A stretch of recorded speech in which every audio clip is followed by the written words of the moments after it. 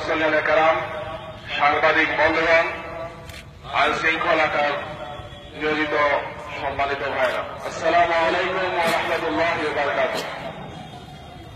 আমরা আপনাদের কাছে ক্ষমা চেয়ে নিচ্ছি যে দুপুরের রোদে আপনারা কষ্ট করে সিলেটের বিভিন্ন প্রান্ত থেকে, শহর থেকে সর্বস্তরের মুসল্লিয়ান কেরাম, দিনদার ভাইরা, ইসলাম প্রেমিক ভাইরা, দিন প্রতিষ্ঠা আন্দোলনের কর্মীরা, আলহামদুলিল্লাহ আজকে আমরা এই আন্দোলনে জনগণের সমবেত হতে পেরেছি।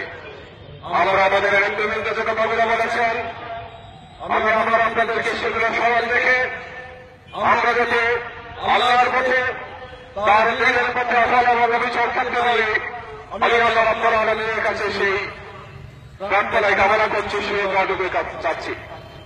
সম্মানিত মুসলিম কেরাম, শহীদ আব্দুল মালিকের রক্ত বিচ্ছিন্ন বন্ধে শহীদ আব্দুল কাদের মোল্লা, শহীদ কামারুজ্জামান, আর গতকালকে আমাদের শ্রদ্ধেয় নেতা, বাংলাদেশের রাজনীতির নিঃসন্দেহে একজন স্বচ্ছ দায়িত্বশীল রাজনৈতিক ব্যক্তিত্ব আমাদের প্রিয় ভাই আলী আসলাম মোহাম্মদ মুজাহিদ সাহেব বরণ করেছেন।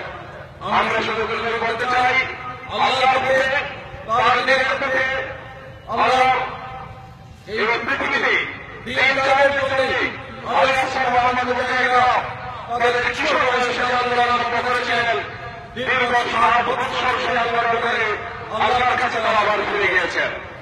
আমরা ইনশাআল্লাহ আল্লাহর পথে, তার দিনের পথে, কোরআনের পথে ইনশাআল্লাহ আমরা থাকবো।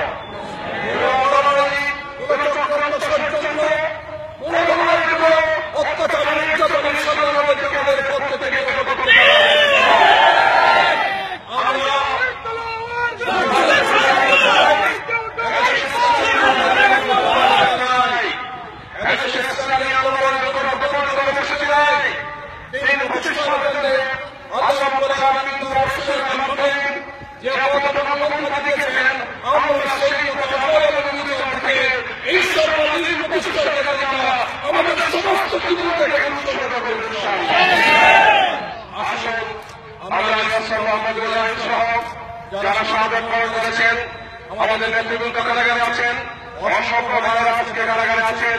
অত্যাচার নির্যাতন সহ্য করে বাড়িতে থাকতে না বলে, বাসায় থাকতে না বলে অসংখ্য তরুণ যুবক ছাত্র আজকে তাদের ছাত্রজীবন শেষ হয়ে যাচ্ছে।